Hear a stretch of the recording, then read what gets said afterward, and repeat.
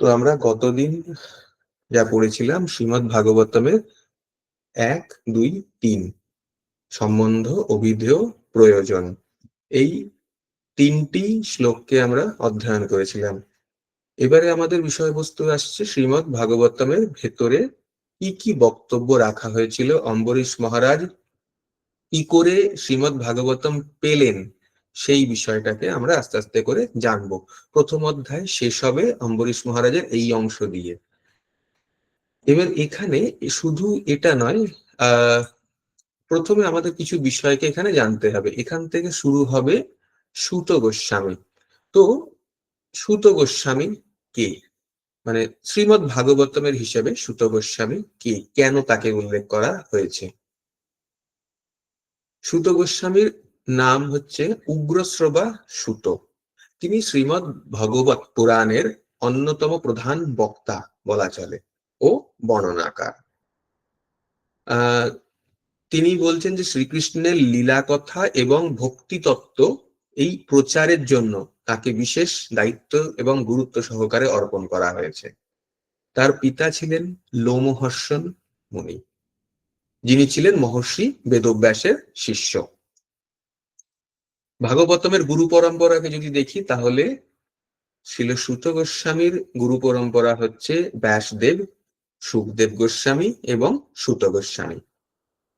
এই সূত গোস্বামী তিনি বেদ, উপনিষদ, ইতিহাস, পুরাণ এই সমস্ত কিছুতে মহা সুপণ্ডিত ছিলেন এবং ভক্তি যোগের দ্বারা পরিপূর্ণ জ্ঞান লাভ করেছিলেন। শ্রীমদ্ ভাগবতম এনার গুরুত্ব শুরু হচ্ছে এর পরের শ্লোক থেকে। কি করে? শ্রীমদ্ ভাগবতমের শুরুতে আমরা দেখতে পাচ্ছি যে নৈমিষারণ্যের তীর্থে শৌনক ঋষি এবং তার নেতৃত্বে বহু ঋষিমুনিরা সূত গোস্বামীর নিকট ভগবানের কথা শুনতে আগ্রহ প্রকাশ করেছেন। আমরা দেখব ক্রমান্বয়ে এক একটি শ্লোকে দেখব।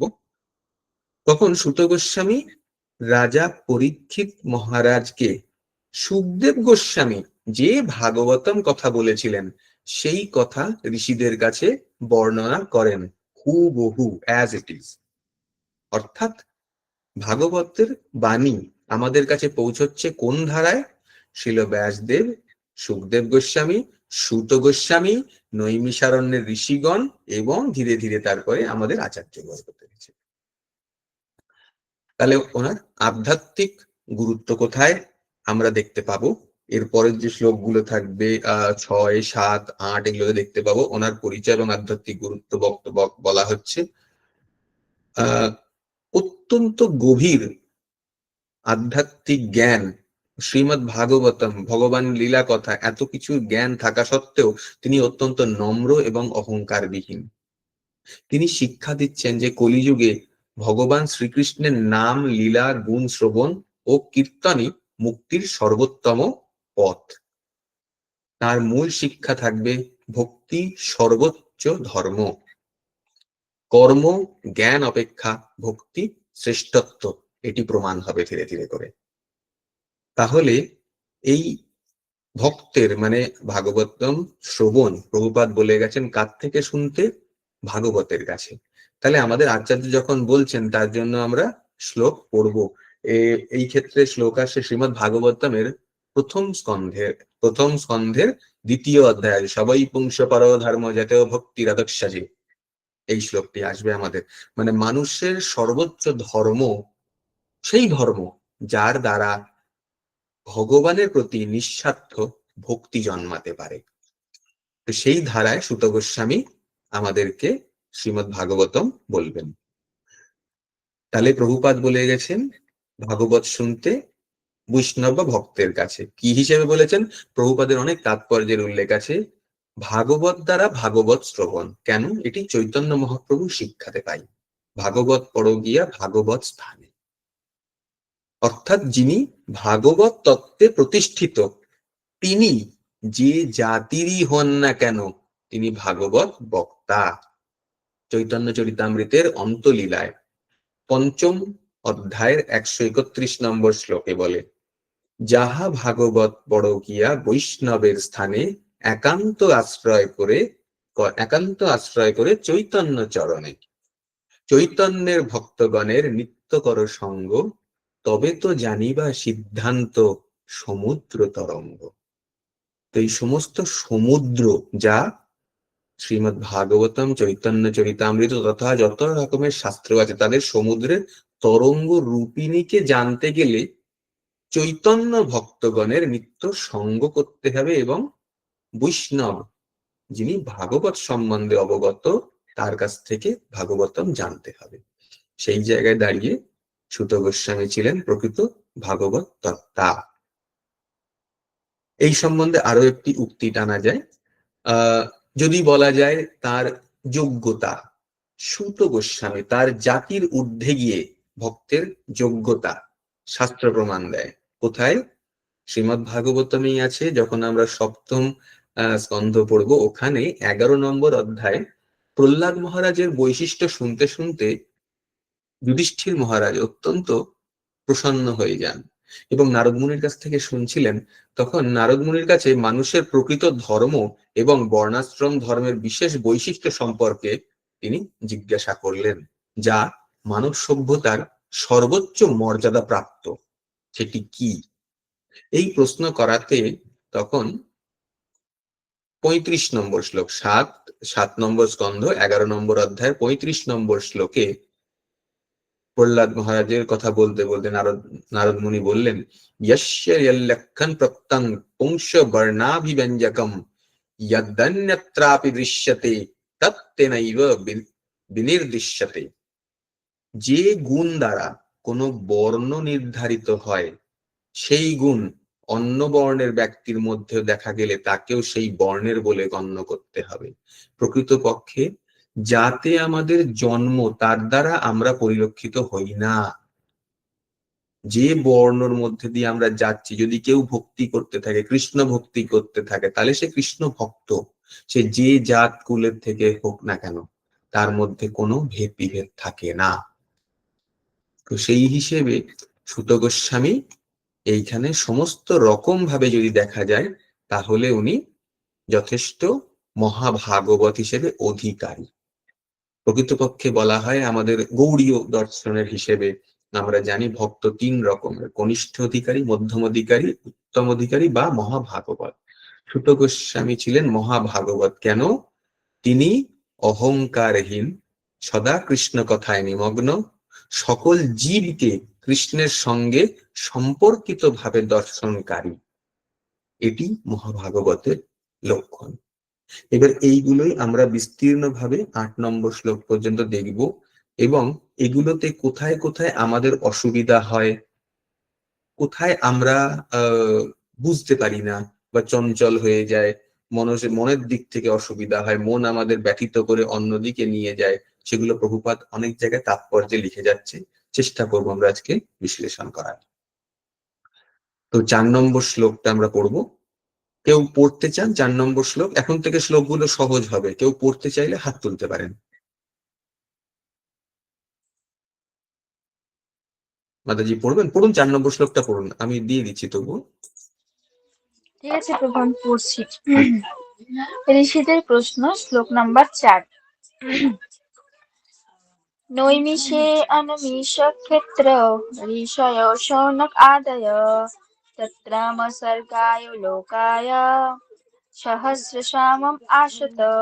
অনুবাদ: এক সময় শৌনক আদি ঋষিরা পরমেশ্বর ভগবান এবং তার ভক্তদের প্রীতি সাধনের জন্য বিষ্ণু তীর্থ নৈমিষারণ্যে সহস্র বর্ষ ব্যাপী এক যজ্ঞ অনুষ্ঠান করেছিলেন। হরে কৃষ্ণ প্রভু। আগে হরে কৃষ্ণ। তো এখানে কি বলছেন যে 4 নম্বর শ্লোকে বলা হচ্ছে যে নৈমিষারণ্য নামক অরণ্যে, অনিমেষ ক্ষেত্র, যার চোখের পলক পড়ে না, সেই পরমেশ্বর ভগবান বিষ্ণুর বিশেষ প্রিয় স্থান। তো প্রভুপাদ এখানে সম্পূর্ণরূপে বর্ণনা করে যাবেন যে কিরকম ভাবে এটি সম্ভব হচ্ছে। আমরা তাৎপর্যে আসি। পূর্ববর্তী 3টি শ্লোক হচ্ছে শ্রীমদ্ ভগবতের ভূমিকা স্বরূপ। এখন এই মহান শাস্ত্রগ্রন্থের মূল বিষয়টি উপস্থাপন করা হচ্ছে, যেটি আমি শুরুতেই বললাম। শ্রীল সুখদেব গোস্বামী প্রথম শ্রীমদ্ ভাগবত শোনান, তারপর দ্বিতীয়বার তা পুনরাবৃত্তি হয় নৈমিষারণ্যে। যেরকম বললাম, সুখদেব গোস্বামী যা যা পরীক্ষিত মহারাজকে বলেছিলেন তা তা হুবহু সুত গোস্বামী আমাদেরকে বলবেন নৈমিষারণ্যের মুনিদের মাধ্যমে। এবার নৈমিষারণ্য সম্বন্ধে বলতে গিয়ে প্রভুপাদ বলছেন, বায়বীয় তন্ত্রে উল্লেখ রয়েছে যে এই ব্রহ্মাণ্ডের কারিগর ব্রহ্মা একটি বিশাল চাকার কথা চিন্তা করেছিলেন, যা এই ব্রহ্মাণ্ডকে পরিবেষ্টন করে থাকবে। সেই বিশাল চক্রের কেন্দ্রটি নৈমিষারণ্য নামক একটি বিশেষ স্থানে রয়েছে। তেমনি বরাহ পুরাণে নৈমিষারণ্যের উল্লেখ রয়েছে, সেখানে বর্ণনা করা হয়েছে যে এই স্থানে যজ্ঞ অনুষ্ঠান করার ফলে আসুরিক মনোভাবাপন্ন মানুষদের শক্তি নষ্ট হয়ে যায়। অর্থাৎ আসুরিক শক্তি নষ্ট হয় মানে ভগবানের প্রীতিবাঞ্ছা করার জন্য আমাদের মধ্যে শক্তি সঞ্চার হয়। ব্রাহ্মণেরা এই ধরনের যজ্ঞ অনুষ্ঠানের জন্য নৈমিষারণ্যকে পছন্দ করেন। তাই জন্য তারা কি করেন, ভগবান বিষ্ণুর ভক্তরা তার প্রীতি সাধনের জন্য নানান রকমের যজ্ঞ অনুষ্ঠান করে থাকেন। ভগবানের ভক্ত নিরন্তর ভগবানের সেবা করতে চান, কিন্তু যারা অত্যন্ত অধপতিত তারা জড়জাগতিক সুখ ভোগের প্রতি আসক্ত। ভগবদ্গীতায় বলা হয়েছে যে ভগবান শ্রীবিষ্ণুর প্রীতি সাধন ব্যতীত জড়জাগতিক স্তরে যে কাজ করা হোক না কেন তার ফলে অনুষ্ঠানকারীর বন্ধনই কেবল বৃদ্ধি পায়। তাই নির্দেশ দেওয়া হয়েছে যে সমস্ত কর্মই যেন ভগবান শ্রীবিষ্ণু এবং তার ভক্তদের সন্তুষ্টি বিধানের জন্য সাধিত হয়। তার ফলে সকলের শান্তি এবং সমৃদ্ধি লাভ হয়। ঋষিরা কি করছেন এখানে, এই যারা সৌনক ঋষিদের সাথে যারা সমস্ত ঋষিগণ এসছেন তারা কি করছেন, এবারে মহান ঋষিরা সর্বদাই জনসাধারণের মঙ্গল সাধনের জন্য উৎকণ্ঠিত থাকেন। তারা যে যজ্ঞাহুতি করছেন বা ভগবানের স্তুতি করছেন সেটা জনসাধারণের মঙ্গলের উদ্দেশ্যে। এবং সৌনকাদি ঋষিরা এই নৈমিষারণ্যে সমবেত হয়েছিলেন এক মহান ও দীর্ঘকাল ব্যাপী যজ্ঞ অনুষ্ঠান করার জন্য। সহস্র বৎসরের হিসাব ছিল, 100 সহস্র বৎসরের হিসেবে তারা যজ্ঞানুষ্ঠান করবেন। আত্মবিস্তৃত মানুষেরা শান্তি এবং সমৃদ্ধি লাভের যথার্থ পন্থা সম্বন্ধে অবগত নয়, কিন্তু ঋষিরা সেই পন্থাটি সম্বন্ধে অত্যন্ত সুষ্ঠুভাবে অবগত, এবং তাই সমস্ত মানুষের মঙ্গল সাধনের জন্য তারা সর্বদাই সেই সমস্ত কর্ম করতে উৎকণ্ঠিত থাকেন, যার ফলে জগতে শান্তি স্থাপিত হয়।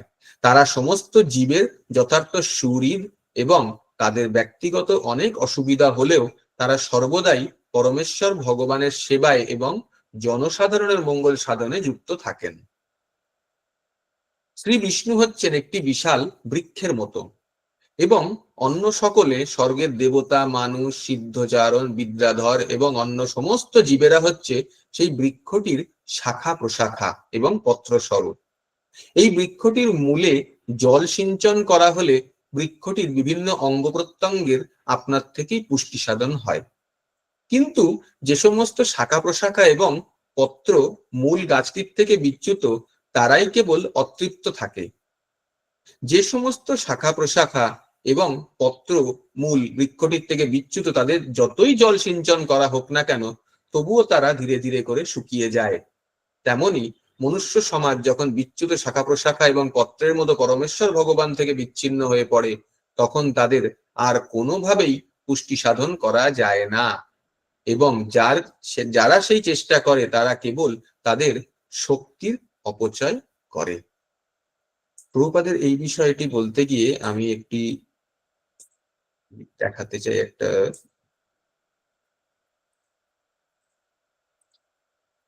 আমরা এই যে ছবিটি দেখতে পাচ্ছি, দেখা যাচ্ছে? হ্যাঁ প্রভু, দেখা যাচ্ছে। হ্যাঁ, এবার খেয়াল করে দেখা দেখুন, প্রভুপাদ কিন্তু এটিই বললেন যে বৃক্ষ মূল কাণ্ড তার সাথে যে কটি পাতা যুক্ত আছে, যতদিন এই গাছের গোড়ায় জল থাকবে ওই পত্রগুলিতে কিন্তু কোনো অসুবিধা হবে না, তাদের জল সিঞ্চন হবে। কিন্তু আমরা জড়জাগতিক জীব, তারা কি হয়েছে, ঠিক এই ভেঙে পড়া টুকরো অংশের মতো ওই কাণ্ড থেকে বিচ্যুত হয়ে গেছি। এবার এই যে ভেঙে পড়া অংশ, এতে যতই জল সিঞ্চন করা হোক না কেন, যতই জল ঢালুন, সার দিন, তাতে কি আর সেরকম পাতা গজাবে? সম্ভব হবে না। প্রকৃতপক্ষে আমরা এরকম ভাবে বিচ্যুত।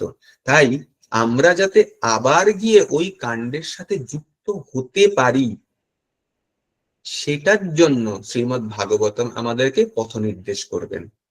সেইভাবে আমাদের যাতে সেই পথ নির্দেশনা প্রদান হয়, তার জন্য শৌনকাদি ঋষিরা সূত গোস্বামীর কাছে তাকে সমস্ত তার সদ্গুণ সবকিছুকে বলে নিজেদের প্রশ্ন এবং সুখদেব গোস্বামী কি বলেছিলেন সেটি জানার আগ্রহ প্রকাশ করেন।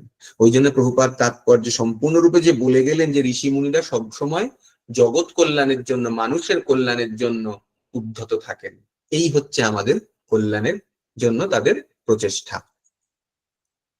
এই ক্ষেত্রে আমরা একটা ছোট বিষয় সম্বন্ধে আলোচনা করতে পারি। আমাদের প্রকৃতপক্ষে যেটি ঘটেছে সেটিকে বলে স্বরূপ বিস্মৃতি। আমাদের যা প্রকৃত অবস্থা, আমরা তা ছেড়ে নিজেদেরকে অন্য কিছু বলে মনে করি। এটি হচ্ছে আমাদের মহা ভুল। কিরকম ভুল? আমরা উদাহরণ না দিলে সবসময় অতটা পরিষ্কার হয় না। মায়ের কোলে শিশু ঘুমিয়ে রয়েছে, ছোট শিশু, বেশি বয়স না, বছর 2-3 মতো, ঠিক আছে, ঘুমিয়ে রয়েছে মায়ের কোলে, ঠিক আছে, মা হাত বুলিয়ে দিচ্ছে মাথায়। শিশু কি হয়েছে, অর্ধ নিমিলিত অবস্থায় স্বপ্ন দেখছে, সে বনের মধ্যে হারিয়ে গেছে এবং চারিদিকে মাকে খুঁজছে, কোথাও খুঁজে পাচ্ছে না, কান্না করছে, সবকিছু হচ্ছে। স্বপ্ন ধীরে ধীরে ধীরে ধীরে করে এতটি গভীর হয়ে গিয়েছে যে মা মা বলে চিৎকার করে উঠেছে। মা তখন কি করেছে, মাথা এবং বুকে হাত দিয়ে, হ্যাঁ বাবা, এই তো এই তো এই তো এই তো, চোখ খুলে দেখে মা তো এইখানে। আমাদের অবস্থা শিশুটির স্বপ্নের মতো, আমরা বিস্তৃত হয়ে গিয়েছি। এইটিকে বলে নিজ অবস্থা বা নিজের প্রকৃত অবস্থা, স্বরূপ তার বিস্মৃতি। স্বরূপ বিস্মৃতিতে কি হয়, যে ভগবান আমাদের সাথে সম্পর্কযুক্ত, তাকে ছেড়ে দিয়ে একটা জড়জাগতিক শরীর যেটি প্রাপ্ত হয়েছে সেটিকে নিজেদের পরিচয় বলে আমরা মনে করতে আরম্ভ করি। এই জড়জাগতিক শরীর কেন, কোনো কিছুই আমাদের নিজস্ব কিন্তু প্রকৃতপক্ষে নয়, কিচ্ছু আমাদের জন্য নয়। এটি শুধু ক্ষণস্থায়ী একটি ঢৌকন মাত্র। কিরকম? নাটক মন্ডলী, আমি জানি না আপনারা কজন নাটক দেখেছেন।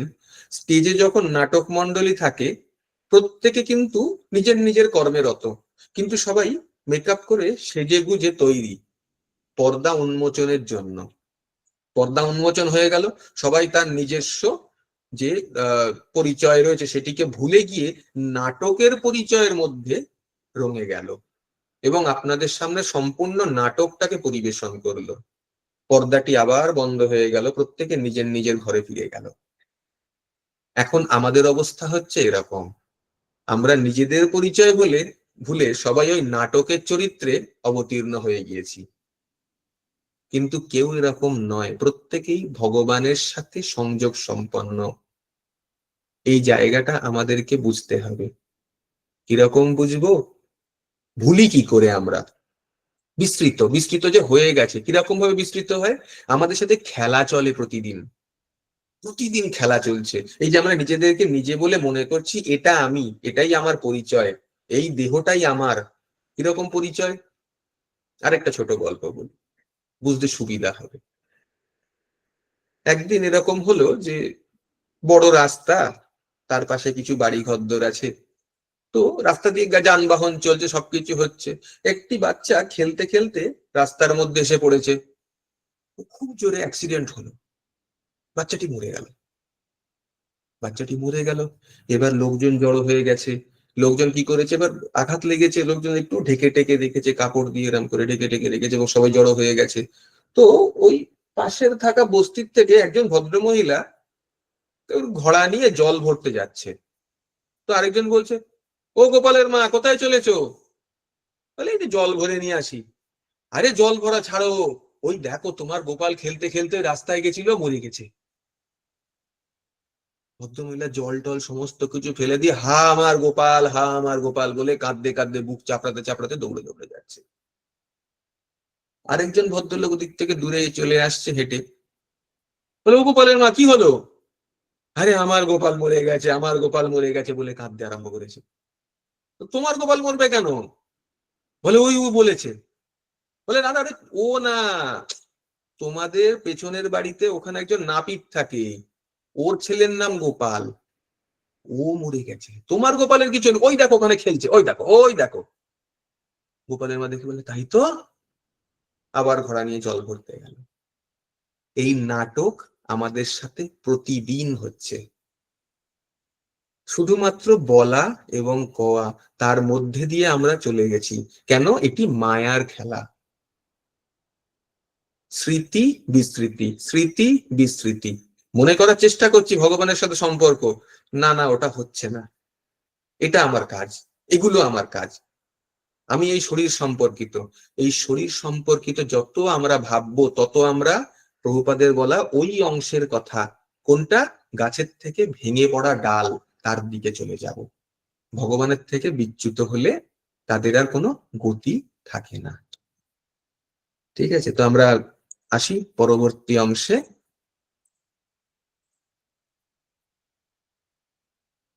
তো প্রভুপাদ এই জন্য বলছেন, মনুষ্য সমাজ যখন বিচ্যুত শাখা প্রশাখা এবং পত্রের মতো পরমেশ্বর ভগবান থেকে বিচ্ছিন্ন হয়ে পড়ে, তখন তাদের আর কোনোভাবেই পুষ্টি সাধন করা যায় না, এবং যারা সেই চেষ্টা করে তারা কেবল তাদের শক্তির অপচয় করে। এখানে প্রভুপাদ আরো বলছেন, আধুনিক জড়বাদী সমাজ পরমেশ্বর ভগবানের সঙ্গে তার সমস্ত সম্পর্ক ছিন্ন করেছে, আর তাই সে সমাজ নাস্তিক নেতাদের সমস্ত পরিকল্পনা প্রতি পদক্ষেপে ব্যর্থ হচ্ছে, তবুও তাদের জ্ঞান হচ্ছে না। এই যুগে অন্ধকার থেকে জেগে ওঠার পন্থা হচ্ছে সংঘবদ্ধভাবে পরমেশ্বর ভগবানের দিব্য নাম কীর্তন করা। সেই পন্থা এবং তার উপায় শ্রী চৈতন্য মহাপ্রভু অত্যন্ত বিজ্ঞানসম্মত ভাবে প্রদান করে গেছেন, এবং বুদ্ধিমান মানুষদের কর্তব্য হচ্ছে যথার্থ শান্তি এবং সমৃদ্ধি লাভ করার জন্য সেই শিক্ষা গ্রহণ করা। শ্রীমদ্ ভগবত সেই উদ্দেশ্যে প্রকাশিত হয়েছে, এবং তা আরো বিশদভাবে পরবর্তী অধ্যায়ে বিশ্লেষণ করা হবে। 5 নম্বর শ্লোকে পড়তে ইচ্ছুক? 5 নম্বর শ্লোক পড়বেন কেউ? ঠিক আছে, না না হলে আমি পড়ে দিচ্ছি, সহজ সহজ শ্লোক আছে। হরে কৃষ্ণ প্রভু, স্ক্রিনে দিলে পড়তে পারে, ভাগবতটা আমরা হাতে দেওয়া আছে মাতাজি, দেখুন 5 নম্বর শ্লোক দিয়েছি আমি। হরে কৃষ্ণ প্রভু, আমি পড়বো? পড়ুন পড়ুন, মাতাজিকে 6 নম্বরটা দেবো, কোনো অসুবিধা নেই। হরে কৃষ্ণ প্রভু, শ্লোক নম্বর 5। মৌমিতা ঘোষ মাতাজি, আপনি 6 নম্বরটা পড়বেন, ঠিক আছে? তো একদা তু মুনয়ঃ প্রাতঃহুত হুতনগ্নয়ঃ সৎকৃত সুতমাসিনঃ প্রভুচ্ছরিদদা মুদরাত। অনুবাদ পড়বো? আগে পড়ুন। একদিন প্রাতঃকালে সেই সনকাদি ঋষিরা হুতাগ্নিতে আহুতি প্রদান করে সমাদৃত আসনে উপবিষ্ট শ্রীল সুত গোস্বামী শ্রদ্ধার সঙ্গে এই প্রশ্নগুলি জিজ্ঞাসা করেছিলেন। হরে কৃষ্ণ প্রভু, প্রণাম। তা একদা তু মুনয় প্রাতুর্ভূত হুতগ্নয়ঃ সৎকৃতং শূতমাসীনং প্রাপচ্ছ ইদম আদরাত। আদরের সঙ্গে, খুব ভালোভাবে, মানে অত্যন্ত মর্মতার সাথে তাকে সন্তুষ্ট করে বলা চলে, বৈষ্ণবকে সন্তুষ্ট করে সমস্ত কিছু করে তাকে আদরের সাথে সবকিছু করে একদিন প্রাতঃকালে শৌনকাদি এবং ঋষিরা জিজ্ঞাসা করলেন সুত গোস্বামীকে কি পরবর্তী প্রশ্নগুলো। 9 নম্বর শ্লোক থেকে প্রশ্নগুলি রয়েছে।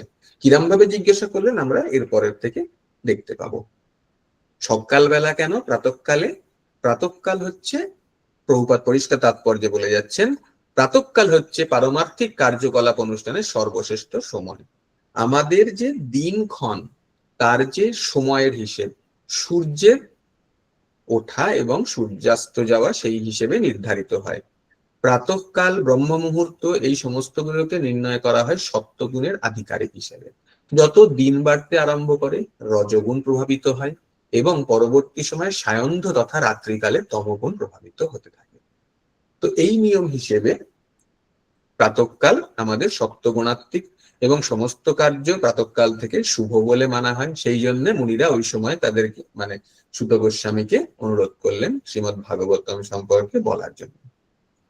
আর কি বলছেন প্রভুপাদ? মহর্ষিরা শ্রীমদ্ ভগবতের বক্তাকে শ্রদ্ধা সহকারে ব্যাসাসন নামক উচ্চ আসন প্রদান করেছিলেন। শ্রীল ব্যাসদেব হচ্ছেন সমস্ত মানুষের আদি গুরু। অন্য সমস্ত গুরুদেব তার প্রতিনিধি বলে গণ্য করা হয়। যথার্থ প্রতিনিধি হচ্ছেন তিনি, যিনি যথাযথভাবে ব্যাসদেবের দৃষ্টিভঙ্গি প্রদান করতে পারেন। শ্রীল ব্যাসদেব শ্রীমদ্ ভগবতের বাণী শ্রীল সুখদেব গোস্বামীকে দান করেছিলেন এবং শ্রীল সুত গোস্বামী তা শ্রবণ করেছিলেন শ্রীল সুখদেব গোস্বামীর কাছ থেকে। গুরু পরম্পরা ধারায় ব্যাসদেবের সমস্ত আদর্শ প্রতিনিধিরা হচ্ছেন গোস্বামী। এই সমস্ত গোস্বামীরা সর্বতভাবে তাদের ইন্দ্রিয়গুলি সংযত করে পূর্ববর্তী আচার্যদের প্রদর্শিত পথ অনুসরণ করেন।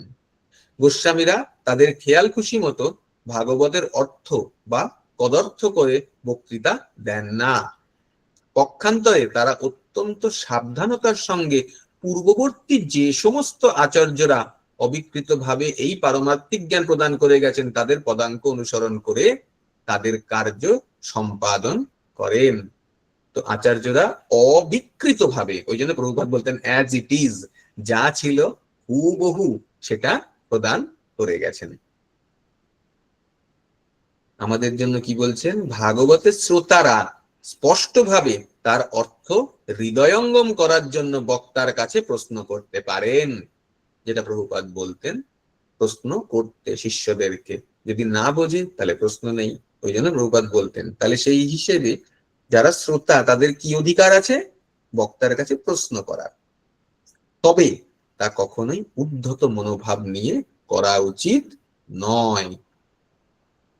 ভাগবতের বক্তা এবং সেই বিষয়ের প্রতি গভীর শ্রদ্ধাশীল হয়ে বিনীতভাবে প্রশ্ন করা কর্তব্য। সেই পন্থা ভগবদ গীতাতে নির্দেশিত হয়েছে। যথার্থ তত্ত্বদ্রষ্টার কাছে বিনীতভাবে শ্রবণ করার মাধ্যমে এই অপ্রাকৃত জ্ঞান লাভ করতে হয়। তাই নৈমিষারণ্যের ঋষিরা গভীর শ্রদ্ধা সহকারে বক্তা শ্রীল সুত গোস্বামীকে সম্বোধন করেছিলেন। এই শ্রোতা যখন এলো, তো শ্রোতার বিষয়ে আরেকটি ছোট উপাখ্যান বলা যেতে পারে। একদিন এরকম হলো, একজন মহাজ্ঞানী তত্ত্বজ্ঞানী ব্যক্তি 3টি সোনার মূর্তি নিয়ে গ্রামে গ্রামে ঘুরে বেড়াচ্ছেন। যে গ্রামে যাচ্ছেন গিয়ে বলছেন এই 3টি মূর্তি একই রকম, একই শিল্পীর দ্বারা তৈরি। যে ব্যক্তি বলতে পারবে যে এর মধ্যে কোথায় বিভেদ আছে, এই 3টি সোনার মূর্তি তার। কোনো গ্রামেই পারছে না, এরকম চলছে। একটি গ্রামে এলো, সেখানে একজন বিদ্বজ্জন থাকতেন। তিনি কিছুটা শাস্ত্র সম্বন্ধে অবগত ছিলেন। তিনি বললেন ঠিক আছে, আমি চেষ্টা করে দেখি। তো বহুক্ষণ দেখার পরে দেখতে পেলেন প্রতিটি মূর্তির কানে একটি করে ছিদ্র। উনি বুঝলেন এখানে কিছু আছে। একটি সরু তার নিয়ে প্রথম মূর্তির কানের ভেতর দিয়ে দিলেন। তো প্রথম মূর্তির কানের ভেতর দিয়ে দেওয়াতে এই কান দিয়ে বেরিয়ে গেল। ভালো, দ্বিতীয় মূর্তি তো হতে হবে। দ্বিতীয় মূর্তিতে দিলেন। দ্বিতীয় মূর্তির কান দিয়ে গেল, মুখ দিয়ে বেরিয়ে গেল। তৃতীয় মূর্তি কানের মধ্যে দিলেন, তারটি আর বেরোলো না, পেটের মধ্যে ঢুকে গেল। স্পষ্ট নির্ধারণ করলেন। তো তখন সেই বিদ্বজ্জন যিনি নিয়ে ঘুরছিলেন তিনি বললেন, আপনি করে তো ফেললেন, এর থেকে কি উপলব্ধি সেটি বলুন, তাহলে মূর্তি আপনার। উপলব্ধি হচ্ছে শ্রোতা এই 3 প্রকার। শুনে বের করে দেয়, আরেকজন হচ্ছে শুনে এইখান দিয়ে বের করে দেয়, ভেতরে কিছু থাকে না। তৃতীয় নম্বর শ্রোতা শুনে সম্পূর্ণরূপে নিজের মধ্যে আত্মসাৎ করেন এবং তার সাথে সেইটিকে নিজের কর্মে উপনীত করেন। তো প্রভুপাদ এখানে বলছেন 3 নম্বরটা হতে আমরা পাবো। শ্রীমদ্ ভাগবতম শ্রোতার কোয়ালিটি বলবে, সেগুলো তখন হবে, তখন সুন্দর শুনতে লাগবে, তখন আবার হয়তো এই গল্পটা নিয়ে আসবো। ঠিক আছে, কিন্তু মনে রাখতে হবে আমাদের 3 নম্বর শ্রোতা হতে হবে, কারণ শ্রীমদ্ ভাগবতম তথা প্রভুপাদ যা আমাদেরকে লিখে গেছেন প্রতিটি জিনিস আদেশ, এবং প্রভুপাদ দায়িত্ব নিচ্ছেন যদি আমরা এই আদেশকে পালন করি তাহলে এর দ্বারা এই শ্রীমদ্ ভাগবতম শ্রবণ এবং নিজের মুখে পড়া তথা কীর্তনের মাধ্যমে আমরা এই জন্মেই ভগবত প্রাপ্তি হবে, এই জন্মেই হবে। আমরা যত পড়বো আমরা দেখতে পাবো। ঠিক আছে, আমরা একটু এগোই। 6 নম্বর শ্লোক। আগের বার মৌমিতা ঘোষ মাতাজি হাত তুলেছিলেন, আপনি পড়বেন। হরে কৃষ্ণ প্রভু। পড়ুন। প্রভু শোনা যাচ্ছে? হ্যাঁ মাত্র শোনা যাচ্ছে, পড়ুন। হ্যাঁ, প্রণাম। ঋষায় উচ ত্রয়া খলু পুরাণানি স ইতিহাসানি অনঘ আখ্যাতানি অপি অধীতানি ধর্মশাস্ত্রানি জানিউত। অনুবাদ: ঋষিরা বললেন, হে পরম শ্রদ্ধেয় সুত গোস্বামী, আপনি সম্পূর্ণরূপে নিষ্পাপ। আপনি মহাভারত আদি ইতিহাস সহ অষ্টাদশ পুরাণ এবং সমস্ত ধর্মশাস্ত্র সদ্গুরুর কাছে অধ্যয়ন করেছেন। শুধু তাই নয়, আপনি ও ব্যাখ্যাও করেছেন। ঋষায় উঁচু, যত ঋষিরা আছেন তারা প্রত্যেকে বললেন কি, জয় শ্রী মাতাজি। পুরাণানি ইতিহাসীনি চানঘ আখ্যাতানি অপি অধীতানি ধর্মশাস্ত্রানি জানুত। প্রতিটি জিনিস যেরকম, হে পরম শ্রদ্ধেয় সুত গোস্বামী, আপনি সম্পূর্ণরূপে নিষ্পাপ। প্রভুপাদ এই বক্তব্যের উপরে সম্পূর্ণরূপে বলে যাবেন, সম্পূর্ণরূপে আপনি নিষ্পাপ। অনঘ, অনঘ কথাটা এটি হচ্ছে সুত গোস্বামীর যদি বলা চলে গুণ বর্ণনা। 6, 7 এবং 8 নম্বর এই 3টি শ্লোকে সুত গোস্বামীর, যেটা আমি বলছিলাম প্রথমে, যে তার পরিচয় এবং তার গুণাবলী, কেন তিনি শ্রীমদ্ ভাগবতম এর সমস্ত বক্তব্য রাখার যোগ্যতা প্রাপ্ত শাস্ত্রগতভাবে, সেটি তার পরিচয় বহন করে। এটাতে আমরা পাবো অনঘ, এরপরে কি আখ্যাতানি অধীতানি। কি করেছেন? আখ্যাতানি মানে হচ্ছেন ব্যাখ্যা করেছেন, আর কি অধীতানি, কথাটা হচ্ছে অধীতানি আখ্যাতানি। আপনি মহাভারত ইতিহাস পুরাণ সমস্ত কিছু ধর্মশাস্ত্র অধ্যয়ন করেছেন। কার থেকে? সদ্গুরুর কাছে থেকে অধ্যয়ন করেছেন। শুধু তাই নয়, আপনি তা ব্যাখ্যাও করেছেন, আপনি শ্রবণও করেছেন, আপনি তা কীর্তনও করেছেন, মানে আপনি সুযোগ্য সম্পন্ন। প্রভুপাদ তাৎপর্যে বলছেন, প্রথমে নিষ্পাপ যে ব্যক্তিত্ব সেটিকে নিয়ে বলছেন। গোস্বামী অথবা শ্রীল ব্যাসদেবের উপযুক্ত প্রতিনিধিকে অবশ্যই সব রকমের পাপ থেকে মুক্ত হতে হবে। কলিযুগে 4টি মুখ্য পাপ কর্ম হচ্ছে অবৈধ স্ত্রী সঙ্গ, পশু হত্যা, আসবপান, সব রকমের দ্রুত ক্রিয়া। শ্রীল ব্যাসদেবের আসন ব্যাসাসনে উপবেশন করার আগে গোস্বামীকে অবশ্যই এই সমস্ত পাপ থেকে মুক্ত হতে হবে।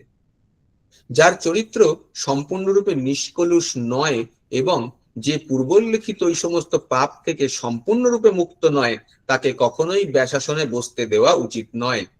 তাকে কেবল এই সমস্ত পাপ থেকে মুক্ত হলেই চলবে না, তাকে অবশ্যই সমস্ত বৈদিক শাস্ত্রে পারদর্শী হতে হবে। অষ্টাদশ পুরাণও হচ্ছে বেদের অংশ, আর মহাভারত অথবা রামায়ণ আদি ইতিহাসও হচ্ছে বেদের অংশ।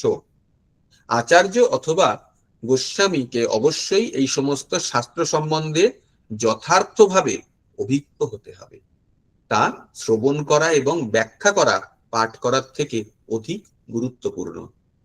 কেবল শ্রবণ এবং বিশ্লেষণ করার মাধ্যমে এই শাস্ত্রজ্ঞান হৃদয়ঙ্গম করা যায়। এই তত্ত্ব বিশ্লেষণ করাকে বলা হয় কীর্তন। এই দুটি পন্থা, শ্রবণ এবং কীর্তন, হচ্ছে পারমার্থিক জীবনে উন্নতি করার সবচাইতে গুরুত্বপূর্ণ অঙ্গ। যিনি যথার্থ সদ্গুরুর কাছে বিনীতভাবে শ্রবণ করার মাধ্যমে এই অপ্রাকৃত জ্ঞান লাভ করেছেন, তিনিই কেবল এই বিষয়ে যথাযথভাবে বিশ্লেষণ করতে পারেন। দেখুন প্রভুপাদ সম্পূর্ণ তাৎপর্য কি কি নিয়ে বলে গেলেন।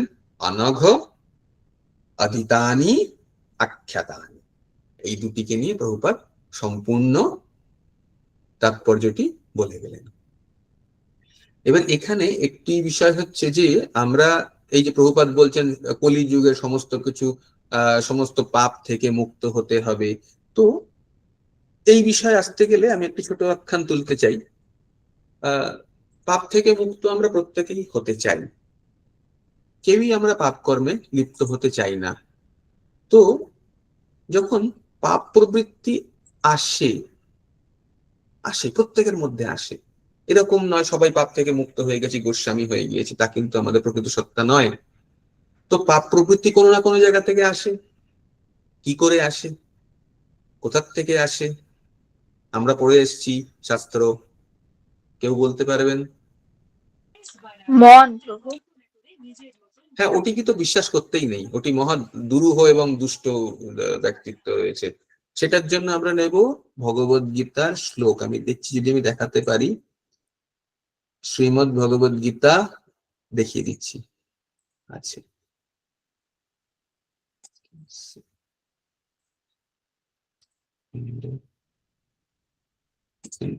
দেখাতে পারি। হ্যাঁ, শ্রীমদ ভগবদ গীতা 3 নম্বর অধ্যায়ের 36 নম্বর শ্লোক। अर्जुन उवाच अथ केन प्रयुक्तायं पापं चरति पुरुषः अनिच्छन्यापि वार्ष्णेय बलादीव नियोजितः। কি বললেন অর্জুন? হে বার্ষ্ণেয়, মানুষ কার দ্বারা চালিত হয়ে অনিচ্ছা সত্ত্বেও যেন বলপূর্বক নিয়োজিত হয়ে পাপাচরণে প্রবৃত্ত হয়? পরিষ্কার অর্জুন বলে যাচ্ছেন, কি বলছেন? যে প্রেরিত হয়, প্রযুক্ত, জোর করে, কি চরতি, কি পাপ আচরতি করতে, কে? পুরুষ। অনিচ্ছন, আমরা কেউ চাই না করতে এই জিনিস, প্রত্যেকে চাই এর থেকে নির্মূল হতে। আমার ইচ্ছা নেই, তা সত্ত্বেও কোনো একটা এমন শক্তি আমাদেরকে প্রেরিত করে এই কাজ করার জন্য। তাহলে ভগবান কি বললেন? কোন গুণ, কোন সময়, কি কারণে আমাদেরকে এটি করায়? 37 নম্বর শ্লোকে ভগবানের উত্তর। শ্রী ভগবান উবাচ কাময়েশ ক্রোধয়েশ রজোগুণ সমুদ্ভবঃ মহাশান মহাপাপ্না বিদ্বন্নিহ বৈরিণাম। ভগবান কি বললেন? পরমেশ্বর ভগবান বললেন, হে অর্জুন, রজগুণ থেকে সমুদ্ভব কামই মানুষকে এই পাপে প্রবৃত্ত করে এবং এই কামই ক্রোধে পরিণত হয়। কাম সর্বগ্রাসী ও পাপাত্মক কামকে জীবনের প্রধান শত্রু বলে জানবে। প্রকৃতপক্ষে আমাদের প্রধান শত্রু হচ্ছে গুণ এবং সেই গুণের থেকে উদ্ভূত কামনার প্রভাব। যে কোনো কিছু, যে কোনো কিছু, এই কামনা যে কোনো কিছুর প্রতি হতে পারে। আমি চাই এটা হোক, আমি চাই ওটা হোক, সেটি হলো না, যখন সেটি হয় না তখন সেটি আমার কাছে ক্রোধের উদ্ভব করিয়ে দেয়। কে ক্রোধের উদ্ভব করায়? আমার ওই মন। এটি হয়নি, কেন হয়নি? কারণ আমি যে কর্ম করছি, যা করছি, সেটি আমি কৃষ্ণের জন্য করছি না, আমি নিজের জন্য করছি। এই নিজের বোধ, এটিকে বলা হয়ে থাকে অহমিকা। অহমিকা কিরকম? 2 প্রকারের অহমিকা আছে, একটি জড়সত্তা আর একটা জীব সত্তা। এই যে আমরা যে অবস্থানে রয়েছি, এটি দুটো জিনিসের মিলন, জীব এবং জড়। এই যে আমরা দেখছি, বসছি, করছি, কোনো কিছু হচ্ছে, এটি কি করছে? জীব সত্তা করাচ্ছে। কিসের দ্বারা? জড় সত্তার দ্বারা। প্রকৃতপক্ষে যদি এই সমস্ত পৃথিবীর কোনো কেউ কিছু চালায়, সেটা কিন্তু জীব সত্তা। কারণ আজকে যদি জীব বা আত্মা যেটি আছে সেটি যদি বেরিয়ে যায় এই শরীর থেকে, তাহলে এই শরীরের কোনো গুরুত্ব নেই। আমি আগেও বলেছি, 4 ঘন্টা রাখতে দেবে না, নিয়ে গিয়ে জোর করে পুড়িয়ে দিয়ে আসবে। কিন্তু যতক্ষণ এই জীব সত্তা আছে ততক্ষণ শরীর সজাগ, সমস্ত কিছু করতে সক্ষম। এই কারণে জীব ও জড়সত্তা মিলে যখন তৈরি হয়, তখন আমাদের এই রূপ এবং কর্ম সমস্ত কিছু চলছে। এটি কিরকম? মহাসমুদ্রের মাঝখানে খুব সুন্দর একটি ছোট নৌকা দিয়ে দিয়েছেন ভগবান। কি রূপে? মানুষ রূপে। এই নৌকার উদাহরণ আমি বারবার দেব, তার কারণ এটি অনেক জায়গায় অনেক রকম ভাবে কাজে লাগবে। আজকে এই যে আমরা গত 3 নম্বর শ্লোকে যখন পড়েছিলাম, সেখানে নানান রকম রস নিয়ে প্রভুপাদ বলেছিলেন। ওখানে পরিষ্কার প্রভুপাদ বলেছিলেন যে এক জীব থেকে আরেক জীবের মধ্যে রস যায় না, মনুষ্য থেকে মনুষ্যর মধ্যেই রস মানে বলা চলে ট্রান্সফার হবে, একে অপরের থেকে ত্বরান্বিত হবে, মনুষ্য থেকে মনুষ্যে, মানুষ থেকে গরু বা মানুষ থেকে কুকুরে কখনো যায় না, প্রভুপাদ তাৎপর্যে লিখে গিয়েছিলেন।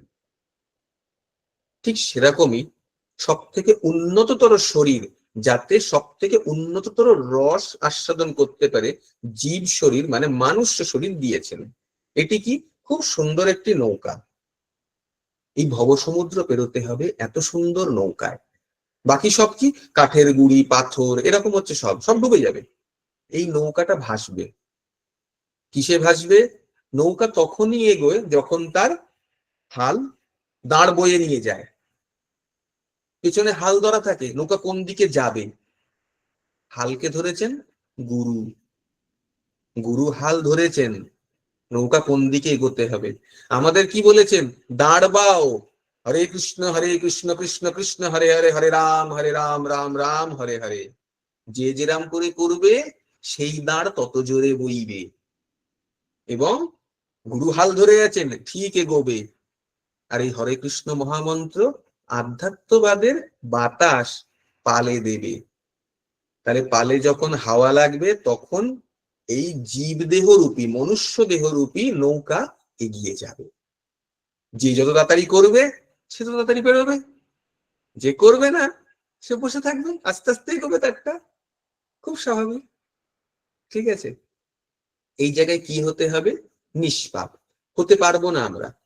ভগবান বললেন এরম করে হবে। কি করে? অভ্যাস যোগে না, সমস্ত কিছু অভ্যাসের দ্বারা ধীরে ধীরে করে প্রাপ্তি হবে। কি অভ্যাসের দ্বারা? হরে কৃষ্ণ মহামন্ত্রের দ্বারা। এই মহামন্ত্র আস্তে আস্তে আস্তে আস্তে করে, এবং যে প্রথমে বলে গেলেন তাৎপর্যে এই 4টি পাপ মুক্ত হতে হবে, সেই 4টি পাপের থেকে দূরে থাকতে হবে। এই জন্য আমাদের নিয়ম 4 নিয়ম পালন আর মহামন্ত্র জপ। এই জিনিস বলেছেন, দেখুন কত সহজ। শ্রীমদ্ ভাগবতম একই জিনিস বলছেন। ঠিক আছে? তো আর কিরকম ভাবে বললেন সুত গোস্বামীর আর গুণ কি, সেটি আমরা দেখব পরবর্তী ইয়েতে। আচ্ছা, এটাতে আসেনি, এটা নিহার প্রভু হাত তুলে রেখেছেন, নিহার প্রভু পড়বেন। ঠিক আছে, আমি দেখাচ্ছি। হ্যাঁ, নিহার প্রভু পড়ুন 7 নম্বর শ্লোক। হরে কৃষ্ণ প্রভু। পড়ুন। জানি বেদ বেদাঙ্গ শ্রেষ্ঠ ভগবান বাদরায়ণ অন্যশ্চ মনঃ সুত পর বরহ বিদুহ। মানে অনুবাদটা পড়বো প্রভু? হ্যাঁ হ্যাঁ হ্যাঁ, বলুন। হে সর্বপ্রবীণ বেদান্তবিদ সুত গোস্বামী, আপনি ভগবানের অবতার। ব্যাসদেবের জ্ঞান প্রাপ্ত হয়েছেন, এবং যে সমস্ত ঋষিরা বৈদিক এবং আদি বৈদিক জ্ঞান পূর্ণরূপে লাভ করেছেন, তাদের কাছ থেকেও আপনি জ্ঞান প্রাপ্ত হয়েছেন। হরে কৃষ্ণ প্রভু। হরে কৃষ্ণ। এখানে সুত গোস্বামীর যে বৈশিষ্ট্য সম্বন্ধে উল্লেখিত হলো, সেটি হচ্ছে বেদবিদাং শ্রেষ্ঠ। বেদবিদাং মানে সমস্ত বেদবিদ, তার মধ্যে সর্বোত্তম, এরকম বলে গণ্য হলেন। কি বললেন? হে সর্বপ্রবীণ বেদান্তবিদ সুত গোস্বামী, আপনি ভগবানের অবতার বেদব্যাসের জ্ঞান প্রাপ্ত হয়েছেন। বাদরায়ণ বেদব্যাসের আরেক নাম। ঠিক আছে? প্রভুপাদ এটারই তাৎপর্যতে বলছেন, শ্রীমদ্ ভগবত হচ্ছে ব্রহ্মসূত্র বা বাদরায়ণ বেদান্ত সূত্রের যথার্থ ভাষ্য। একে যথার্থ বলা হচ্ছে কেননা ব্যাসদেব হচ্ছেন বেদান্ত সূত্র এবং শ্রীমদ্ ভাগবত বা সমস্ত বৈদিক শাস্ত্রের সারমর্ম এই দুইয়ের প্রণেতা। এর সম্বন্ধে আরো বলছেন প্রভুপাদ, ব্যাসদেব ব্যতীত যারা ছিলেন আধ্যাত্মবাদে সেই হিসেবে বলছেন, ব্যাসদেব ছাড়াও অন্য কয়েকজন ঋষি 6টি বৈদিক দর্শন প্রণয়ন করে গেছেন। তারা হচ্ছেন গৌতম, কণাদ, কপিল, পতঞ্জলি, জৈমিনী এবং অষ্টাবক্র। আস্তিকবাদ সম্পূর্ণরূপে বিশ্লেষণ করা হয়েছে বেদান্ত সূত্রে, কিন্তু অন্যান্য দর্শনগুলি দার্শনিক কল্পনাপ্রসূত জ্ঞান, সেগুলিতে সর্বকারণের পরম কারণ সম্বন্ধে কোনো উল্লেখ করা হয়নি। সবকটি দার্শনিক মতবাদ সম্বন্ধে যথার্থভাবে অবগত হওয়ার পরেই ব্যাসাসনে বসা যায়, যাতে অন্য সমস্ত মতবাদ খণ্ডন করে শ্রীমদ্ ভগবতের আস্তিক্যবাদ সম্পূর্ণরূপে প্রতিষ্ঠা করা যায়। শ্রীল সূত গোস্বামী ছিলেন যথার্থ শিক্ষক, এবং তাই নৈমিষারণ্যের ঋষিরা তাকে ব্যাসদেবের উচ্চ আসন প্রদান করেছিলেন। শ্রীল ব্যাসদেবকে ভগবান বলে সম্বোধন করা হয়েছে, কেননা তিনি হচ্ছেন ভগবানের সত্যাবেশ অবতার। এই জন্য কি বললেন প্রথমে, যে সমস্ত ঋষিরা ভৌতিক এবং আদি ভৌতিক জ্ঞান পূর্ণরূপে লাভ করেছেন, তাদের কাছ থেকেও আপনি জ্ঞান প্রাপ্ত হয়েছেন। তার মানে সূত গোস্বামী, প্রভুপাদ এখানে যেটা বলছেন, সূত গোস্বামী শুধুমাত্র শ্রীমদ্ ভাগবতম নয়, তথা অন্য সমস্ত যে শাস্ত্রগুলি রয়েছে যেখানে ভগবানের বিষয়ে, যিনি পরম কারণের কারণ, তার বিষয়ে উল্লিখিত হয়নি, সেগুলো সম্বন্ধেও জ্ঞাত ছিলেন। যেহেতু সেগুলো সম্বন্ধে জ্ঞাত ছিলেন, তার কাছে মূল শাস্ত্র কোনটি সেটিকে তুলে ধরা যথারূপভাবে অত্যন্ত সহজ ছিল। তাই জন্যে তিনি এখানে সম্বোধিত হলেন বেদবিদাং শ্রেষ্ঠ। ঠিক আছে, এরপরে আমরা 8 নম্বর শ্লোক, 8 নম্বর শ্লোককেও পড়বেন।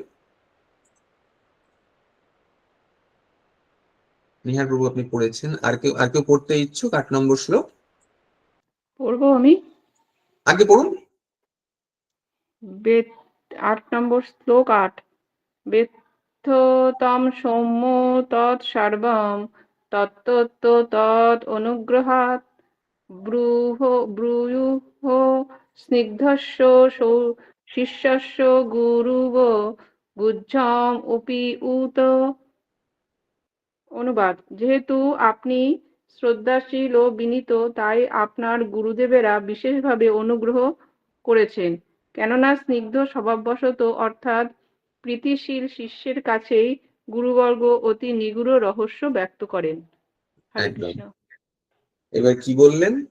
বেত্থুতং সৌম্য তৎসর্বং তত্ত্বত্ত্বৎ অনুগ্রহাৎ ব্রূয়ু স্নিগ্ধস্য শিষ্যস্য গুরুব গুহ্যমুৎপত।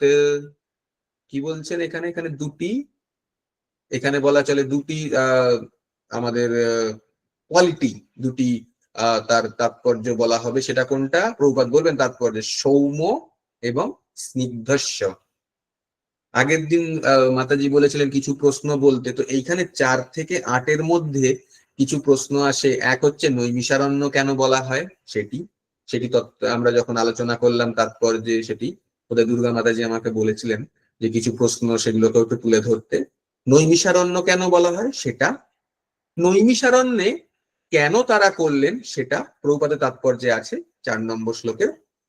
আর এই সূত গোস্বামীর মানে আধ্যাত্মিকতায় বা শ্রীমদ্ ভাগবতম বর্ণনা করার জন্য যোগ্যতা কি কি সেটি জিজ্ঞাসা করা হয়। ঠিক আছে, তাতে প্রথমেই বলছি 6 নম্বর শ্লোকে কি বলেছিলাম? অনঘ। 6 নম্বর শ্লোকে ছিল অনঘ অধীতানি আখ্যাতানি। অনঘ মানে নিষ্পাপ, অধীতানি আখ্যাতানি মানে যিনি শাস্ত্র সম্বন্ধে অধ্যয়ন করেছেন এবং তা ব্যাখ্যাও করেছেন। এই হলো দুটি। তারপরেরটি কি? বেদবিদাং শ্রেষ্ঠ, সর্বপ্রবীণ বেদান্তবিদ। 7 নম্বর শ্লোকে পেলাম আমরা। 8 নম্বর শ্লোকে পেলাম সৌম্য মানে সম্পূর্ণরূপে সরল ও নির্মল, স্নিগ্ধস্য অত্যন্ত বিনীত এবং শ্রদ্ধাশীল। ঠিক আছে, এরকম কোশ্চেন হয়। ঠিক আছে, তো আমি চেষ্টা করলাম কিছুটা কোশ্চেন বলার জন্য, উনি বলেছিলেন। তো এবারে আমরা আসি আগেই একটুখানি 8 নম্বর শ্লোকে প্রভুপাদ এই সৌম্য এবং স্নিগ্ধস্যটা বলে যাবেন। তারপর যে কি বলছেন? পারমার্থিক জীবনে সিদ্ধি লাভের যথার্থ উপায় হচ্ছে শ্রীল গুরুদেবের সন্তুষ্টি বিধান করা এবং তার ফলে তার আন্তরিক আশীর্বাদ লাভ করা। শ্রীল বিশ্বনাথ চক্রবর্তী ঠাকুর তার বিখ্যাত গুরুবাষ্টকমে লিখেছেন, यस्य प्रसादात् भगवत् प्रसाद यस्य प्रसादन्न गति कुतयोऽपि ध्यायांस्तु वंस्तस्य यशस्त्रि सन्ध्यं वन्दे गुरो श्री चरणारविन्दम। শ্লোকটা খুব গুরুত্বপূর্ণ এবং আমরা প্রতিদিনই গুরুবাষ্টকমে প্রায় করে থাকি, কিন্তু শ্লোকটি সম্বন্ধে সম্পূর্ণ অবগত হওয়ারও আমাদের প্রয়োজন আছে। কি? এক এক করে ভাঙি। यस्य মানে যার, কে? আধ্যাত্মিক গুরুকে নির্দেশ করে বলা হচ্ছে। প্রসাদাত, প্রসাদ মানে কি? শুধু কি খাওয়ার কোনো কিছু ভোগ্য পদার্থ? না, প্রসাদ মানে হচ্ছে তার কৃপা প্রাপ্তি। কৃপা মানে তার করুণা বা অনুগ্রহ, তাকে বোঝায়। এটি হচ্ছে প্রসাদাত। প্রসাদ মানে থালায় দেওয়া কিছু ব্যঞ্জন কিন্তু নয়। আমরা বলে বলে জিনিসটি সম্বন্ধে অভ্যস্ত, কিন্তু সেটি একদমই নয়। প্রসাদ মানে কৃপা। ভাগবত, পরমেশ্বর ঈশ্বরের থেকে। প্রসাদাত করুণা বা অনুগ্রহ, তার মানে যার করুণা পরমেশ্বরের করুণার বা সমতুল্য। यस्य अप्रसादात, যার অপ্রসাদাত মানে তার করুণা ছাড়া, যার করুণা ছাড়া না গতি কুতোপি, গতি মানে কোন রকম ভাবে অগ্রগতি হোক বা মুক্তি হোক বা আধ্যাত্মিক যাত্রার উপায় হোক, সেগুলো কুতোপি কোনো জায়গা থাকে না। যে কোনো জায়গা থেকে কোন রকম ভাবেই তাহা সম্ভবপর নয়। গুরুর স্থান কি? যার প্রসাদ বা যার কৃপা ভগবান কৃপার সমতুল্য, এবং যার প্রসাদ বা করুণা ছাড়া আমাদের কোন রকমের কোনো অগ্রগতি বা আধ্যাত্মিক উন্নতির উপায় থাকে না, তিনি। তাই জন্য কি বললেন? यस्य प्रसादात् भगवत् प्रसाद यस्य प्रसादान्न गति कुतोपि ध्यायांस्तु वंस्तस्य यशस्त्रि सन्ध्यं वन्दे गुरो श्री चरणारविन्दम। শুধু প্রথম লাইনটা আমি গুরুবাষ্টকম সম্বন্ধে বড় করে বলবো না, ওই জন্য শুধু প্রথম লাইনটা সম্বন্ধে বলবো। এবং প্রথম লাইনটা সম্বন্ধে প্রভুপাদ কি বলছেন এবারে, অর্থাৎ যিনি প্রীত হলে পরমেশ্বর ভগবান সন্তুষ্ট হন, এবং যিনি অসন্তুষ্ট হলে জীবের আর কোনো গতি থাকে না, আমার সেই পরমারাধ্য গুরুদেবের শ্রী পাদপদ্মে আমি আমার সশ্রদ্ধ প্রণতি নিবেদন করি। এটা কখন সম্ভব? যখন সম্পূর্ণরূপে শিষ্য বা বলা চলে তার আধ্যাত্মিক পুত্র স্নিগ্ধ ভাবাপন্ন হবে, প্রীতিশীল হবে। তখনই, যখন তার মধ্যে অহম বোধের কোন রকমের প্রভাব থাকবে না। কোন অহম? জড় অহম যেটা হয় সেটা, জীব অহমের জন্য নয়। জীব অহম, আমি কৃষ্ণ দাস, জীব হিসেবে আমি কৃষ্ণের দাস, এইটি হচ্ছে আমাদের জীব অহম। বাকি সমস্ত কিছু যা হয় সেগুলো সব জড়, অর্থাৎ আমার এই শরীর ভিত্তিক অহম। প্রভুপাদ কি বলছেন? তাই শিষ্যের কর্তব্য হচ্ছে অত্যন্ত বিনীতভাবে সদ্গুরুর সেবা করা। শ্রীল সুত গোস্বামী আদর্শ শিষ্যের এই সমস্ত গুণাবলী প্রদর্শন করেছিলেন, এবং তাই শ্রীল ব্যাসদেব আদি তার সমস্ত তত্ত্বদ্রষ্টা গুরুদেবের কাছ থেকে বিশেষ কৃপাপ্রাপ্ত হয়েছিলেন। নৈমিষারণ্যের ঋষিরা নিশ্চিতভাবে জানতেন যে শ্রীল সুত গোস্বামী হচ্ছেন একজন যথার্থ সদ্গুরু। তাই তারা তার শ্রীমুখের বাণী শ্রবণ করার জন্য উদ্গ্রীব হয়েছিলেন। প্রকৃতপক্ষে গুরু এরকম, গুরু হচ্ছেন খুব নমনীয় এবং কোমল স্বভাবের হন। ফলে তার কাছে তদ্বিদ্ধি প্রণিপাতেন পরিপ্রশ্ন সেবায়া উপদ্যক্ষ্যন্তি তে জ্ঞানম। পরিষ্কার কি? তদ্বিদ্ধি প্রণিপাতেন পরিপ্রশ্ন সেবায়া, সমস্ত কিছু মাথা ঝুঁকিয়ে নমন করে নত শির হয়ে তাকে প্রণাম করে তার প্রশ্ন করা উচিত। তো তাহলে যে শিষ্য এরকম করে গুরুর কাছে প্রণিপাত করবেন, তাহলে গুরু তো তাকে নিজস্ব কিছু দেবেন। গুরু চাইবেন এই শিষ্য যাতে তাড়াতাড়ি, কারণ কি? यस्य प्रसादान्न गति कुतोपि, তাহলে গুরু চাইবেন তার যাতে আধ্যাত্মিক উন্নতি হয়, তিনি যাতে মুক্তির পথে এগিয়ে যেতে পারেন, তিনি যাতে কৃষ্ণ ভক্তির পথে এগোতে পারেন। তাই জন্য গুরু তাকে স্পেশাল কিছু কিছু জিনিসও দেন। তো আমাদের এই নৈমিষারণ্যের মুনিরা, ঋষিরা সবাই বুঝতে পেরেছেন যে সূত গোস্বামী ছিলেন গুরুর অত্যন্ত প্রিয় শিষ্য। তাই তার কাছ থেকে যদি আমরা জানতে পারি তিনি সম্পূর্ণরূপে শ্রীমদ্ ভাগবতম তথা তার তাৎপর্য সম্বন্ধে অবগত, তাই জন্যে সূত গোস্বামীকে অনুরোধ করা হয়েছে। এবার 9 নম্বর থেকে আমরা চলে যাব প্রশ্নের জন্য, কি প্রশ্ন কি বিষয় সেগুলো। তো এই বিষয় যখন বলছি, তো গুরু শিষ্যের বিষয় আরেকটি ছোট গল্প বলবো না এগোবো? আরেকটি ছোট গল্পের আখ্যান করা যেতে পারে। এই যে বলুন গল্পটি প্রভু, বলবো বলুন। আসল গল্প। এটি হচ্ছে আমাদের বেশ কিছু শাস্ত্রগ্রন্থ আছে যেখান থেকে আমরা ভক্ত তাদের জীবনী, আমাদের নবদ্বীপ মন্ডল হোক, বৃন্দাবন মন্ডল হোক, এরকম জায়গার সমস্ত জীবনী আমরা জানতে পারি। তো এরকম হচ্ছে আগেকার দিনে যখন মুনি ঋষিরা নিজেদের বলা চলে যে আশ্রম বানাতেন, নিজেদের ভক্তির জায়গা বা সাধনার স্থান বানাতেন, সেটি সাধারণত নদী তটে হতো। কেউ যমুনার তটে করতেন, কেউ গঙ্গা তীরে করতেন। তো এরকমই একজন সাধক ছিলেন, তার গঙ্গার তীরে তার নিজস্ব কুল রয়েছে, সমস্ত কিছু রয়েছে, এখানে তিনি সাধনা করেন এবং তার সাধনায় ধীরে ধীরে করে অনেক শিষ্য এসে যুক্ত হয়েছে, তারা তার থেকে দীক্ষা গ্রহণ করেছে। তো তার যে আশ্রম যথেষ্ট প্রসারিত। তো এরকম হয় যে গুরুর কাছে সমস্ত শিষ্যরা আহ এক রকমের হয় না, কেউ বেশি আকৃষ্ট হয়, কেউ কম আকৃষ্ট হয়। তো ওই এক গুরুর একজন খুব ভালোবাসার শিষ্য ছিলেন। সেই শিষ্য গুরুর সাথে সব জায়গায় যেতেন, গুরু যেখানেই যাক সেখানে তাকে সেবা করা, তার দেখভাল করা, সমস্ত কিছু সবকিছু করে যেতেন একের পর এক। তো একদিন এরকম হলো, গুরু বললেন যে আমি একটু দূরে যাব, পাশের রাজ্যে যাব, তো তোমাকে যেতে হবে না, আমি যাব, কিছুদিন পরে আমি চলে আসব। তো শিষ্য শুনে খুব মনে দুঃখ পেলেন যে গুরুদেব যাবেন, আমার কি কোনো ভুল হলো, ত্রুটি হলো তার জন্য উনি মানা করছেন বা কোনো কিছু হলো, তো এবং যাব না কি করে, এরকম করে হয়। তো গুরু অন্তর্যামী, গুরু বললেন যে না, তোমার কোনো অসুবিধা কিছু নেই, আমি যাব, আমি কিছুদিনের মধ্যে ফিরে আসব। তো গুরু হতে শিষ্যের যে বিরহ, সেটি সহ্য করতে শিষ্যের অসুবিধা হচ্ছিল, কারণ গুরু সেবা করে তার জীবনের সমস্ত কিছু ছিল। তখন গুরু বললেন ঠিক আছে, তুমি তাহলে এক কাজ করো, যে কদিন আমি আসছি না, ঠিক আছে, যতদিন পর্যন্ত আমি না বলি, তুমি এই মা গঙ্গা রয়েছে, মা গঙ্গাকে গুরু বলে মনে করো, তাহলে তো কোনো অসুবিধা নেই, আশ্রমের পাশ দিয়ে গঙ্গা বয়ে যাচ্ছে, তাহলে তুমি গুরু সঙ্গেও থাকলে।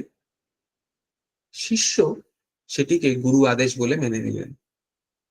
গুরু যখন চলে গেলেন, পরবর্তী দিনে স্নান থেকে আরম্ভ করে সমস্ত কিছু আচার আচার সমস্ত কিছু সব গঙ্গায় করা হয়।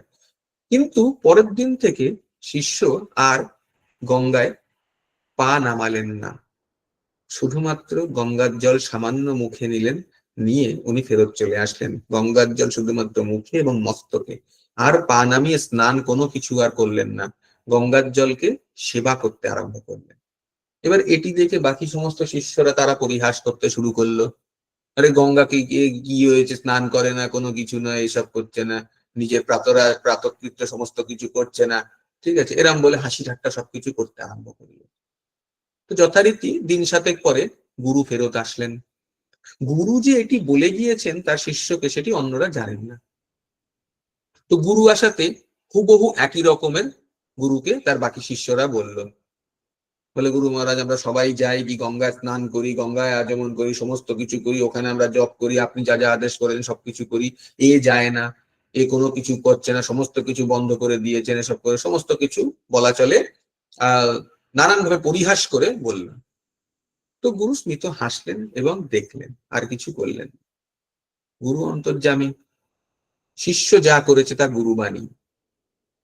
গুরু কি করলেন, পরের দিন গঙ্গা স্নানে গেলেন এবং এই শিষ্যকে সাথে নিয়ে গেলেন, কারণ যখনই গুরু এসে গেছেন এই শিষ্য গুরুর সাথে দিয়েছেন, তো এই শিষ্যকে নিয়ে গেলেন। শিষ্য যথারীতি গঙ্গার পাড়ে অবস্থিত, গুরু কিছুটা গঙ্গার মধ্যে গেছেন, গিয়ে স্নান করছেন। এবার এই স্নান করতে করতে এরকম হয়েছে যে উনি বলেছেন, আমার গা মোছার জন্য গামছাটি আমাকে এগিয়ে দাও। এবার এগিয়ে দাও মানে হচ্ছে কিছুটা গঙ্গার মধ্যে গিয়ে এগোতে হবে। কিন্তু গুরু এখনো বলেননি যে গঙ্গা তোমার গুরু নন, আমি কিন্তু ফেরত চলে এসেছি, ফলে তুমি গঙ্গাকে গুরু হিসেবে মানবে না। গুরু কিন্তু সে আদেশ করেননি এখনো, ইতস্তততার মধ্যে পড়ে গেছে। এবং বাকিরা ভেবেছে গুরু মজা দেখার জন্য করছেন এরকম। গুরু কেন করছেন? এই শিষ্য যে গুরুবাণী অনুসরণ করে যে সেটি যে সর্বোৎকৃষ্ট তা দর্শন করানোর জন্য। শিষ্য মহাসংকটে, গুরু আদেশ দিতে হবে কিন্তু ফেলতেও পাচ্ছেন না, কি করবেন? ভগবানের শরণ নিয়ে পা বাড়িয়ে তার গামছাটুকু দেওয়ার জন্য গঙ্গায় অগ্রসর হলেন। যে মুহূর্তে পা গঙ্গায় পড়লো, পদ্ম ফুল ভেসে উঠলো। গঙ্গায় পা পড়লো না, পদ্মের ওপর পা পড়লো। এই পদ্মে পা পড়ে পড়ে গুরুকে গিয়ে তার গামছা দিলেন এবং ফেরত এলেন। এই দেখে বাকি ভক্তরা তখন হাই হাই করতে শুরু করে গেছে, এ কি অসাধারণ দৃশ্য, এ কি অসাধারণ দৃশ্য, আমরা কি দেখলাম, আর এই বৈষ্ণবের চরণে আমরা অপরাধ করে ফেলেছি বলে তাকে প্রণতি নিবেদন করে বারবার নিজেদের ভুল বুঝতে পেরে গুরু আদেশ কি জিনিস তার মর্মার্থের পরিচয় পেলেন। গুরু আদেশ এই রকম, এবং শিষ্য এই রকম করে মানা উচিত যে গুরু যা বলছেন সেটিই সত্য, বাকি সবকিছু কৃষ্ণ। গুরু যা বলছেন তাই কৃষ্ণ আদেশ। যস্য প্রসাদাৎ ভগবৎ প্রসাদ, যস্য প্রসাদান্ন গতি কুতোপি, ধ্যায়াংস্তু সর্বস্য যশস্ত্রিসর্দম, বন্দে গুরুশ্রী চরণারবিন্দম। তো কালকের থেকে যখন আমরা গুরুবাষ্টকমও করব, একটু এরকম করে মনে করে করলে শ্রীমৎ ভাগবতম তথা প্রভুপাদের তাৎপর্য আমাদের স্মরণে চলে আসবে। ঠিক আছে, আজকে আমরা এখানেই শেষ করছি। জয় শিল ভাগবতম কি জয়, জয় শিল প্রভুপাদ কি জয়। নিতাই গৌর প্রেমানন্দ। জয় হরি হরি বল। খুব সুন্দর প্রভু, আজকে এত সুন্দর সুন্দর আপনি উদাহরণ দিলেন না প্রভু।